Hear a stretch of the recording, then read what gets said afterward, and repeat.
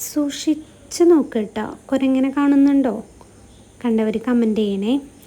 ഇത് കുറച്ച് ദിവസങ്ങൾക്ക് മുന്നേ എടുത്തിട്ടുള്ള വീഡിയോ ആണ്. ഏകദേശം മഴയൊക്കെ പെയ്യുന്നതിന് മുമ്പ്.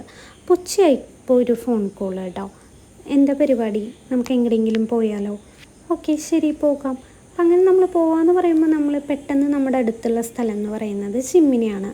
അപ്പോൾ കുത്തിപ്പൊക്കി പിള്ളേരെയൊക്കെ വേഗം സെറ്റ് ചെയ്ത് ഞങ്ങൾ വേഗം വണ്ടി എടുത്ത് ചിമ്മിനി എത്തി കേട്ടോ.